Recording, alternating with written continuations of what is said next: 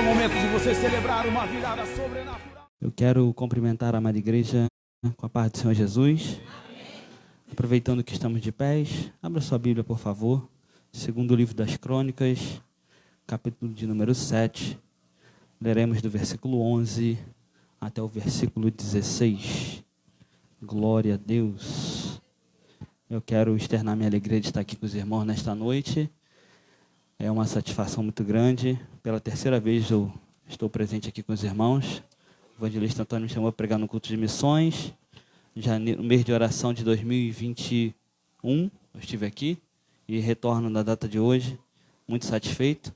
Trago um abraço ao nosso pastor Marcos Bandeira. Quero justificar a ausência da minha esposa, da minha família. Estamos recebendo visita em casa. Os jovens lá do nosso departamento, hoje de tarde, foram tudo lá para casa. Estão lá até agora. Por essa razão, minha esposa não pôde estar aqui com os irmãos. Todos encontraram o texto? Amém? Vamos estar fazendo a leitura? Assim, Salomão acabou a casa do Senhor e a casa do rei. E tudo quanto Salomão intentou fazer na casa do Senhor e na sua casa, prosperamente o efetuou. E o Senhor apareceu de noite a Salomão e disse-lhe: ouvi a tua oração e escolhi para mim este lugar, para a casa de sacrifício.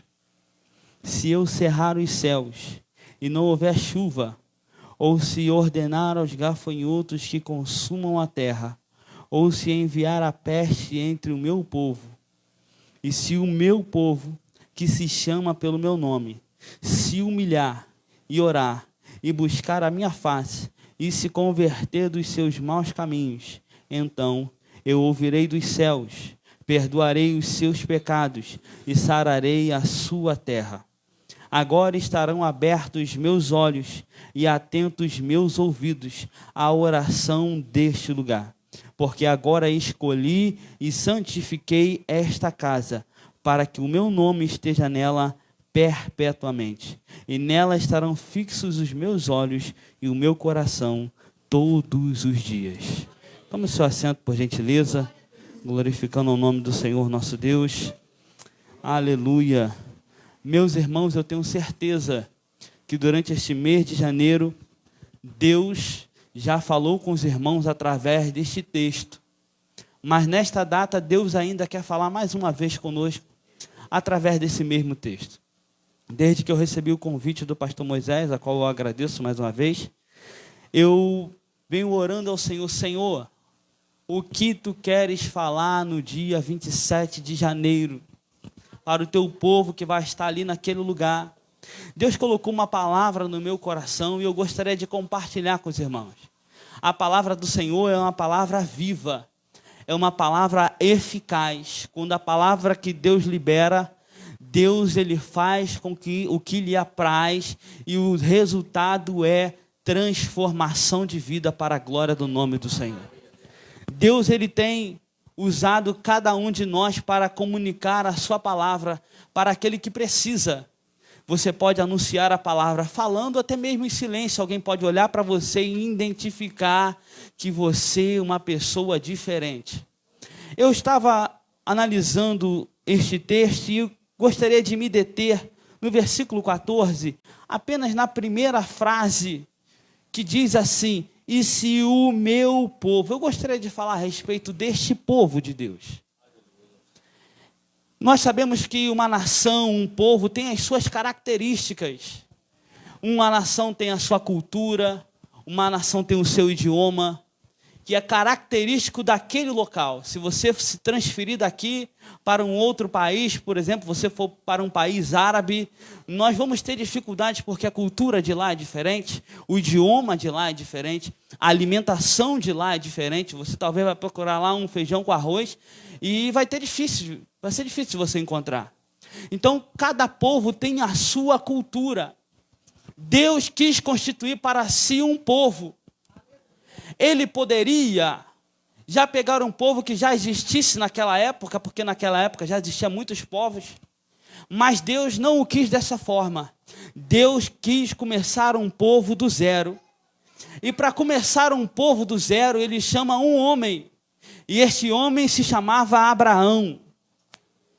Quando Deus chama Abraão, Veja bem, se Deus quer formar uma nação, se fosse eu que decidisse formar uma nação, eu ia escolher o casal mais frutífero possível. Mas olha a lógica de Deus como é diferente da nossa. Deus escolhe um homem já velho, casado com uma senhora já de uma certa idade, e o texto diz que ela era estéril, e para acrescentar, o texto diz o seguinte em Gênesis 11:30, era estéril e não tinha filhos. Olha o casal que Deus escolhe para formar uma família. Para daquela família formar uma nação. A lógica de Deus é diferente da nossa. Se fosse eu escolher, vem cá, qual é o homem, a mulher mais frutífera que tem aí? Por exemplo, meus pais tiveram 5 filhos, eu e mais 4. A minha avó paterna, junto com meu avô, tiveram 14 filhos. A minha avó materna teve 8 filhos. Aí o que Deus faz? Deus escolhe um homem velho, uma mulher já idosa, estéril, para formar deles uma nação. A forma de Deus trabalhar é diferente da minha e da sua. A forma de Deus escolher é diferente da minha e da sua. A forma de Deus trabalhar é diferente da minha e da sua. Deus chama Abraão e faz-lhe promessa, dizendo o seguinte: Abraão, de ti farei uma grande nação. Abraão certamente ouviu como é que Deus vai fazer uma nação de um homem velho e de uma mulher estéril. Mas Deus tem os seus planos e os seus propósitos, e os propósitos de Deus são infalíveis. O meu propósito pode falhar, o seu propósito pode falhar, mas o propósito de Deus, ele não falha. Pode parecer até uma loucura a escolha divina. Como é que pode Deus escolher esse rapaz? Como é que pode Deus escolher esta moça? Mas Deus tem a sua forma de agir, Deus tem a sua forma de trabalhar. Deus pega os improváveis, Deus pega aquele que alguém fala assim: esse aí é a ovelha negra da família, esse aí não tem jeito. É esse que Deus pega, salva, transforma, faz pregador, faz pastor, faz obreiro da casa do Senhor. Deus pega o improvável, o impossível e faz possível, porque Ele é Deus. Quando Deus chama Abraão, Ele fala para Abraão o seguinte: Abraão, sai da tua terra, ou seja, do seu país, da sua parentela, da sua família, para uma terra que eu te mostrarei. O sai que Deus falou para Abraão tinha 4 aspectos. O primeiro era sair da terra dele, ou seja, Abraão, ele morava num local que ali tinha a sua parentela. Deus está falando para Abraão: esquece tudo que você aprendeu com seu avô, com seu bisavô, com seu tataravô, aquela receita, aquele jeito, aquele culto que você aprendeu lá com teus antepassados que vem passando de geração em geração. Abraão, deixa tudo para trás e vem. Às vezes nós viemos para Cristo, mas trazemos conosco a cultura do lado do Egito, de quando nós éramos do Egito. Nós trazemos para o nosso tempo de cristão aquela bagagem do passado, mas quando Deus falou para Abraão: Abraão, sai, deixa para trás o seu país, deixa para trás a sua parentela, deixa para trás a sua família. Deixa o seu pai, Abraão, deixa a sua mãe, Abraão, deixa a sua família para lá, vai você e a sua esposa. Deus está falando para Abraão: Abraão, se desprenda de tudo que você conhece, de tudo que você sabe, e vai para uma terra que eu te mostrarei. O interessante é que Deus não deu endereço. Se você falar para mim assim: Tiago, sai deste templo agora e vai em tal lugar, você vai ter que me informar o endereço, você vai ter que me informar o local, o bairro, como é, como é que não é. Mas Deus, quando falou para Abraão: Abraão, vai. Deus não deu endereço para Abraão. Por isso Abraão é reconhecido como o pai da fé. Ele simplesmente ouviu a voz de Deus e obedeceu a voz de Deus. Eu me recordo que quando eu trabalhava numa autopeça lá em Anchieta, parou uma senhora para começar a conversar com meu ex-patrão e começou a falar. E ela tinha uma filha e essa filha sumiu. E um certo dia ela procurou a filha dela em todos os locais possíveis E ela não encontrou, e certo dia ela ouviu Deus falar com ela: vai em tal bairro. Ela foi. Deus falou para ela: sobe este morro. Ela subiu. Deus falou: desce, ela desce. Entra numa rua, ela entrou. Entra em outra rua, ela entrou. Aí Deus mostrou para ela: tá vendo aquela casa lá no meio do nada? Vai lá. Se aquela mulher não obedece à voz de Deus, ela não encontraria a filha dela. Será que você está disposto a ouvir a voz de Deus? Porque às vezes nós verbalizamos isso, mas quando acontece, quando de madrugada Deus te acorda e fala um negócio contigo, te revela os segredos dele, você fica pensando: será que é Deus? Será que é da minha cabeça? Será que eu estou ficando doido? Deus, ele quer falar conosco. Mas às vezes nós duvidamos quando Deus fala conosco. Deus falou para Abraão: Abraão, sai. E Abraão simplesmente obedeceu à voz de Deus. Que eu e você estejamos disponíveis para ouvir a voz de Deus. Que eu e você estejamos disponíveis a atender a voz de Deus. Que eu e você estejamos disponíveis para, mesmo que seja uma ordem absurda, mesmo que seja uma ordem que, olha, isso aí está fora do normal, ir para um local que eu não sei nem a rua, nem o endereço, nem o lugar, simplesmente obedeça a voz de Deus. Porque Deus, ele quer fazer algo e ele precisa que você o obedeça. Deus, quando quis formar este povo, Deus escolheu Abraão. Abraão, esposo de Sara. Sara estéril, Deus lhe fez promessas.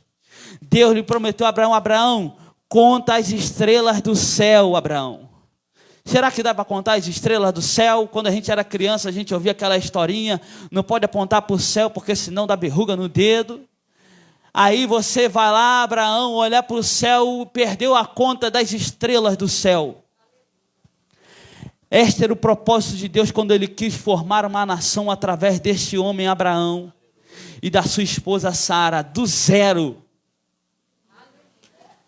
Se Deus escolhesse um povo já estabelecido, ele ia ter um trabalho mas ele pegou do zero. Está aqui Abraão e Sara para gerar uma nação, e Deus começou a constituir o seu plano de ter uma nação através deste homem.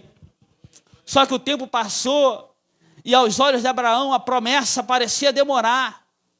Aos olhos de Abraão a promessa parecia que não ia acontecer. E Abraão tenta dar uma ajudinha para o Senhor. Essa ajudinha gera guerra até hoje. Essa ajudinha gera confusão até hoje. Essa ajudinha gera míssil de um lado para o outro até hoje. Por quê? Porque Deus não precisa da nossa ajuda. Deus não precisa da nossa ajuda, Deus precisa da nossa obediência. Simplesmente obedeça a voz de Deus. Mas Tiago, já tem 10 anos que Deus falou e não aconteceu, espera mais um dia. Tiago, já tem 20 anos que Deus falou e não aconteceu, espera mais um ano. Não tenta dar uma ajudinha para o Senhor, um empurrãozinho para ver se vai. Deixa Deus trabalhar, que é melhor. Quantas pessoas se precipitam nas suas ações, quantas pessoas se precipitam nos seus propósitos e acaba se precipitando. Quantas pessoas têm o sonho de casar e, em vez de esperar mais uma semana, mais um mês, mais um ano, mais 2 anos, mais 5 anos, se precipita, só que é uma decisão que é tomada que gera transtornos para o resto da vida. Por quê? Porque não esperou um dia, não esperou uma semana, não esperou um ano. E o que nós precisamos fazer é esperar o tempo de Deus das coisas acontecerem. O tempo de Deus não é o nosso. Você está querendo que a coisa dê certo hoje, você vai lá, trabalha, faz, acontece, e não dá certo do seu jeito. Quando você menos espera, dá certo do jeito de Deus. Do jeito de Deus as coisas acontecem. Deus, ele quando quis formar um povo, ele pegou do zero. Por quê? Porque Deus, ele é um Deus que quer exclusividade. Quando Deus falou para Abraão: Abraão, de ti farei uma grande nação, ele queria um povo exclusivo. E a gente precisa entender isso, porque várias e várias vezes este mesmo povo que Deus fez através de Abraão, Esse mesmo povo, o tempo passou e vira e mexe, esse povo estava com o coração dividido. Deus, através do profeta Elias, falou com o povo o seguinte: olha, até quando cocheareis entre dois pensamentos? Deus quer que o coração do povo dele seja exclusivamente dele. O povo de Israel queria dividir o coração com os deuses de outros povos, queria dividir a adoração com Baal, quiseram fazer um bezerro de ouro, queriam dar um jeitinho, enquanto Deus quer exclusividade. Deus não quer ser dividido com ninguém. Deus, eu tenho um coração aqui de 100%, te dou 99% e 1% eu dou para a minha televisão, dou Deus. Aí Deus quis formar um povo só dele, exclusivamente dele. Nos tempos de hoje, quantas vezes o Senhor fala conosco: eu quero você por inteiro, eu não quero você pela metade, eu não quero só o seu braço, eu não quero só a sua boca, eu não quero só o seu ouvido, eu quero você inteiro. Mas às vezes nós teimamos em dar só uma parte de nós para Deus. E Deus não quer só uma parte. Deus não quer só um pedaço. Deus, Ele nos quer por inteiro. Não adianta você dizer que está se entregando por inteiro, se lá no seu interior está indo só a metade. Eu estou aqui, mas a minha mente está lá fora. O meu corpo está aqui, mas o meu coração está lá fora. Eu estou sentado aqui, mas eu estou pensando em centenas de coisas que não é Deus. E Deus, Ele nos quer por inteiro. Deus, Ele quer ser o centro da nossa vida. Sabe o que Jesus falou? Jesus falou assim: buscai primeiro o reino de Deus. Deus, Ele quer que sejamos exclusivamente dEle. Você pode enganar a mim e falar assim: eu sou totalmente de Deus. Você pode enganar o pastor dizendo: eu sou totalmente de Deus, mas você não pode enganar a Deus. Deus sabe se você está sendo 100% dele, ou se você não está sendo 100% dele. Deus sabe se você entregou a sua vida por completo a Ele, ou se você está dizendo com seus lábios: tudo que eu tenho é dele, mas na verdade, uma partezinha ainda não foi entregue a Deus. Deus quer exclusividade e Ele vai vir buscar quem. Deus não vai vir buscar quem está dando 99% quando a trombeta soar, quando Jesus voltar para buscar a sua igreja. Ah, Senhor, eu te dei 99%, em teu nome eu preguei, em teu nome eu curei, em teu nome eu profetizei. Jesus vai falar o seguinte: apartai-vos de mim. 99%, e Deus quer 100%. Deus não quer um pedacinho da sua vida. Deus, Ele te quer por inteiro, e você precisa entender isso e entregar toda a sua vida a Deus. Um povo tem a sua identidade, um povo tem as suas características, e o povo de Deus tem característica de povo de Deus. Um povo de Deus, quando o povo se reúne, tem ali características de que é um povo de Deus.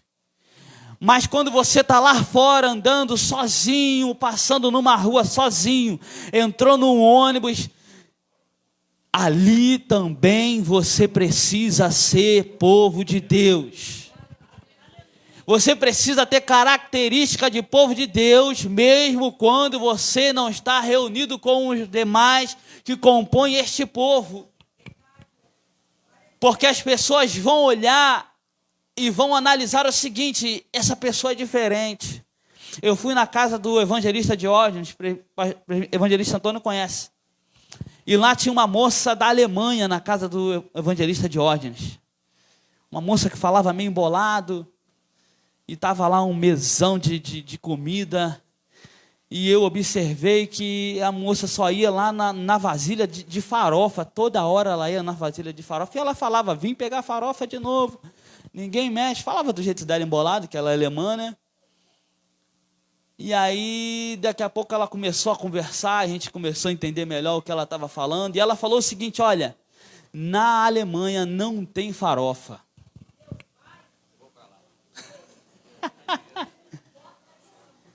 Eu fiquei olhando assim e falei, é característica do povo dela.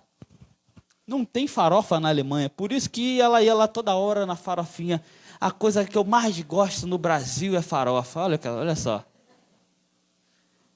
Característica do povo dela, cada povo tem a sua característica.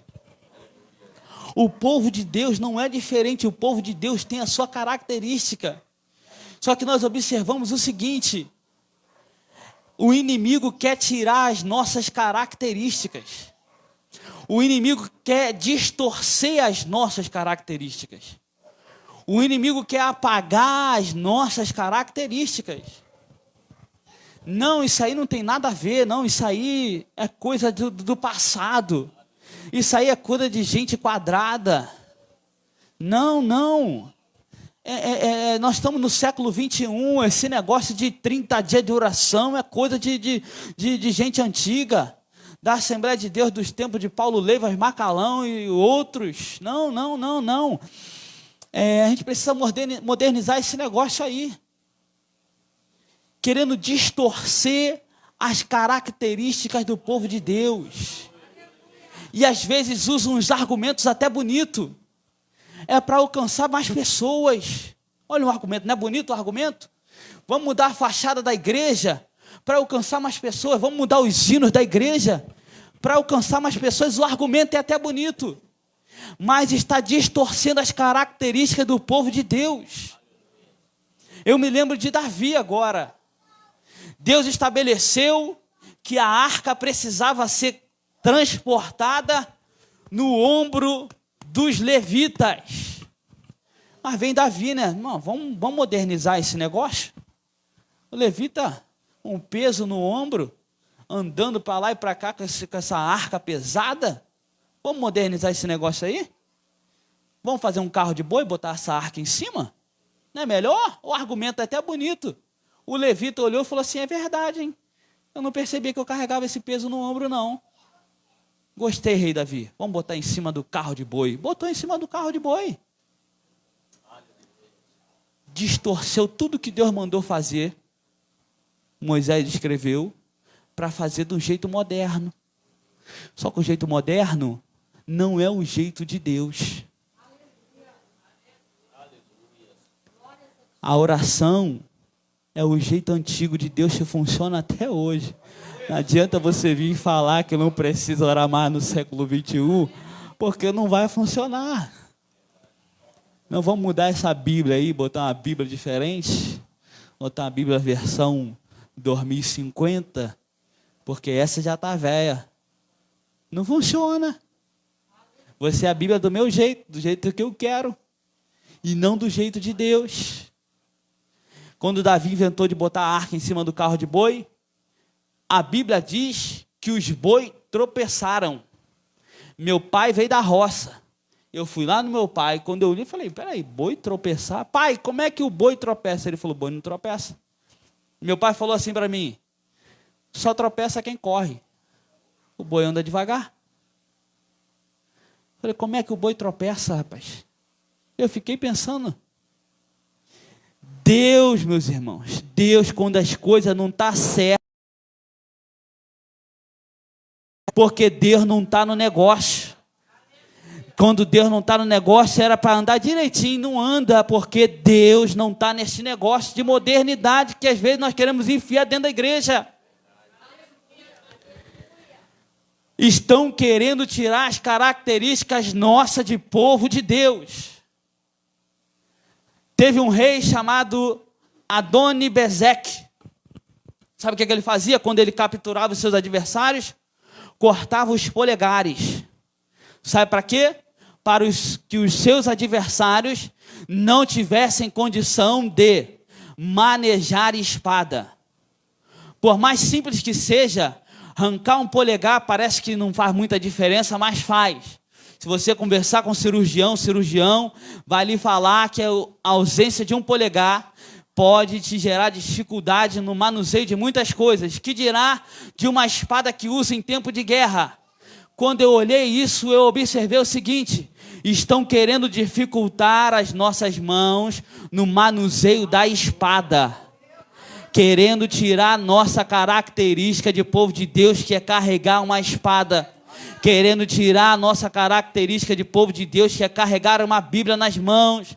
Estão querendo dificultar a vida da igreja, arrancando os polegares, arrancando a condição de transportar, de lidar, de segurar uma espada em suas mãos.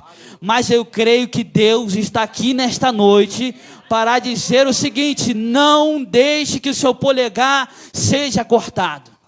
Não deixe de segurar a espada nas mãos, porque querem te convencer de que você não precisa mais de Bíblia, mas a Bíblia é a santa palavra de Deus, e é ela que vai nos guiar para morar nas mansões celestiais.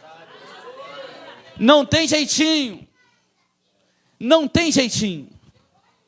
Nós precisamos manter a nossa posição de servo de Deus. Ainda que o argumento seja até bonito, você analisa bem esse argumento que estão usando, para que você não seja enganado e iludido, e alguém venha tirar de você a condição de segurar a espada, que é a palavra de Deus. Observe isso, porque o povo de Deus tem esta característica. O povo de Deus é pautado pela palavra de Deus. O povo de Deus não é pautado por filosofias. O povo de Deus não é pautado por palavras bonitas. O povo de Deus não é pautado por um cenário bonito. Não, o povo de Deus é pautado pela palavra de Deus. Aleluia. Podem inventar o que quiserem, mas Deus, Ele está querendo que nós mantenhamos a nossa posição de servos de Deus. Ainda que você esteja num local que alguém vai dizer assim: aqui é proibido falar de Bíblia, mas nós precisamos manter a nossa posição de servo de Deus. Perguntaram para a filha do saudoso pastor Billy Graham por que tanta tragédia estava acontecendo nos Estados Unidos. Os camaradas entravam nas escolas com metralhadoras e matavam pessoas nas escolas. Perguntaram para ela. Ela falou o seguinte: vem cá, vocês proibiram de ter oração nas escolas. Vocês proibiram de ter Bíblia nas escolas. Qual o resultado que vocês querem? O resultado está aí. Da onde se tira a palavra de Deus, da onde se tira momentos de oração, dá em tragédias. Aí o que acontece? Hoje, se você entrar em uma escola e distribuir meia dúzia de Bíblia, você pode responder por isso. Não pode dar uma Bíblia para uma criança numa escola. Mas essa criança cresce sem ter um conhecimento de um Deus vivo que transforma, que liberta. E aí ela vai entrar por caminhos outros e daqui a pouco ela está num presídio. No presídio pode entrar a Bíblia. No presídio pode entrar o pregador lá para anunciar, mas na escola não pode. A inversão de valores, usam até argumentos bonitos, mas a consequência é terrível. E nós precisamos observar a nossa vida de povo de Deus, para que nós venhamos nos manter na posição de servo de Deus. O povo da terra tem as suas leis, as suas constituições, teologias. Os povos da terra têm os seus comportamentos. Os povos da terra também têm as suas festas. Mas nós não somos mais da terra. A nossa pátria agora é celestial. E como cidadãos do céu, nós temos leis eternas, nós temos leis celestiais. Nós temos armas celestiais, porque o povo da terra tem os seus exércitos, mas o nosso exército é diferente. O povo de Deus tem armas, Tiago? Tem, mas são armas diferentes. Em Deuteronômio capítulo 20, a Bíblia diz sobre as leis de guerra. Deus falando sobre guerras, e Deus escreveu o seguinte: quando saíres a peleja contra os teus inimigos, e o número deles forem muito, deles não terás temor, porque o Deus que te tirou do Egito está convosco para guerrear as vossas guerras. Leis de guerras. Então, Deus, Ele está conosco nas guerras, nas pelejas, nas dificuldades. Deus promete estar com o povo dele. Deus, Ele não nos abandona na dificuldade, pelo contrário, é aí que intensifica-se a presença de Deus conosco. Deus segura nas nossas mãos e nós passamos pelo vale, nós passamos pela aprovação, nós passamos pelos momentos difíceis, porque Deus, Ele tem leis na sua palavra que nos garantem que Ele estará conosco. Os povos da terra têm os seus exércitos, e o povo de Deus tem também os seus exércitos. O rei Josafá, quando ele teve uma guerra pela frente, Deus deu uma estratégia diferente para ele. O normal era os soldados irem na frente. Se fosse nos dias de hoje, por exemplo, chama aí marinha, exército, aeronáutica, todo mundo guerrear a favor da nação. Mas Deus, como Ele é o Deus do improvável e do impossível, o que Ele fez? Ele falou para Josafá o seguinte: Josafá, faz o seguinte, manda os cantores na frente. Deus, Ele tem um exército de adoradores. O exército de Deus é diferente. O exército humano, ele usa bombas atômicas, usa granadas, usa canhões, usa metralhadoras, fuzis, infinitas armas. O exército de Deus guerreia através da adoração. Não é em vão você se reunir para adorar a Deus. Não é em vão você ir fazer as suas tarefas de casa, ligar lá o som alto e ficar adorando a Deus. Não é em vão você entrar no seu carro e ir louvando ao Senhor daqui para o seu trabalho. Deus, Ele tem o seu exército de adoradores. A nação divina, a nação de Deus, o povo de Deus tem um exército de adoradores. E as armas? Alguém vai pensar assim, o crente usa arma, Tiago? Eu vou te falar qual é a arma que o crente usa. A arma não tem pólvora, a arma não faz barulho, não tem disparo, mas é uma arma poderosíssima. Está escrito na segunda carta de Paulo aos Coríntios, versículos 3 e 4. Pois embora vivamos como homens, não lutamos segundo os padrões humanos. As armas com as quais lutamos não são humanas, poderosas em Deus para destruir fortalezas. Essas são as armas que nós usamos, são armas espirituais. E somente quem acredita em armas espirituais dobra o joelho para orar. Quem não acredita não dobra o joelho para orar. Tem uma pessoa que tem 6 meses que não ora. Se acreditasse em armas espirituais, estava com o joelho dobrado no chão todo dia. Porque essa é a nossa arma espiritual. Tem pessoas que entram ano e saem ano, não sabem o que é jejum, não sabem o que é ficar 12 horas, 24 horas, 36 horas em jejum. São armas espirituais para destruição de fortalezas. O irmão Antônio contou aqui do tempo que meu pai vendia batata. Meu pai passou por uma dificuldade financeira lá no negócio. Devendo muito. E aí meu pai colocou o imóvel à venda, era o comércio embaixo. E morávamos em cima. E a única solução que tínhamos era vender o prédio, vender o imóvel para pagar as dívidas. E não vendia de jeito nenhum. vou botar um valor simbólico aqui, era 60, não vendeu, 55 não vendeu, 50 mil não vendeu, 45 não vendeu. Eu falei, Senhor da glória, não tínhamos o que comer em casa. Deus mandou um caminhão de banana, um caminhão que passava vendendo banana, e deixou lá duas caixotes de banana.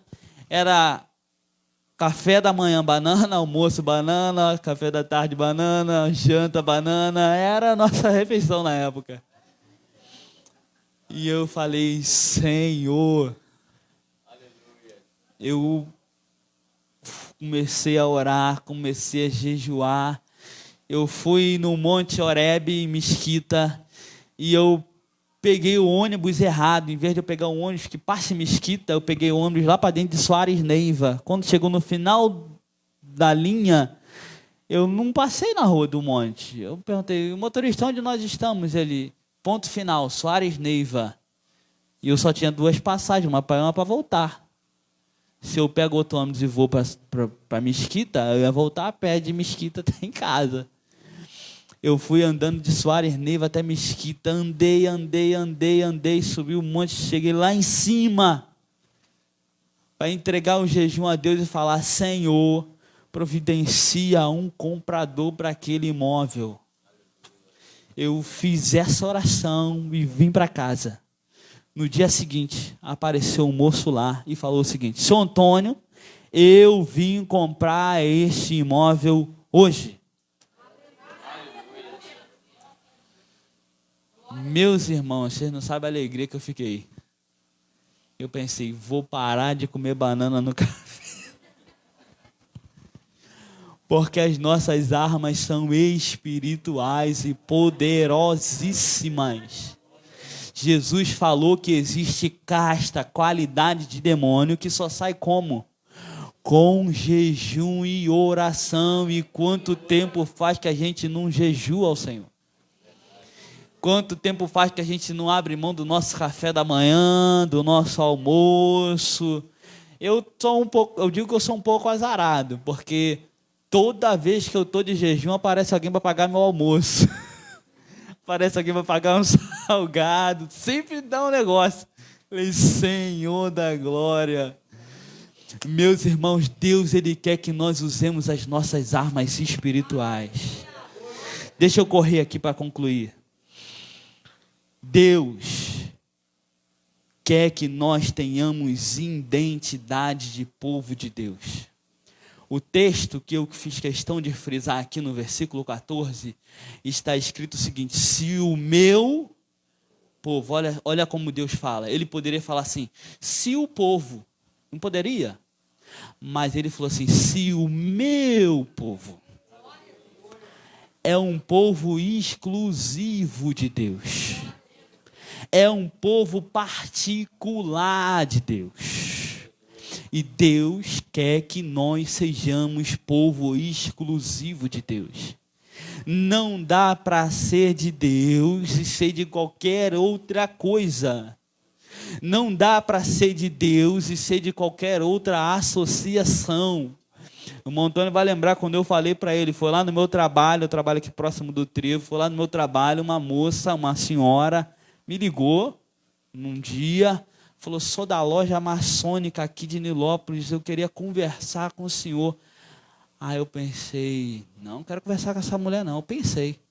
Mas eu falei, vou ouvir o que ela tem para me falar. Pode vir aqui amanhã, tal hora. Ela, então tá bom. Ela foi lá no meu trabalho, me apresentou o plano da maçonaria todinho. Lembra, irmão, que eu falei com o senhor? Eu falei, Senhor, como o príncipe das trevas trabalha. Sabe o que ela falou para mim? A gente vai colocar a sua loja num livro preto, um livro grandão.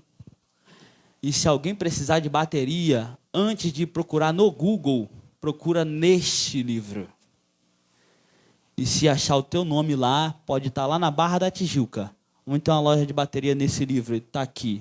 Então, ele vai lá onde está o endereço no livro. Ele atravessa esse Rio de Janeiro para atender, para comprar, melhor dizendo, quem está no livro deles.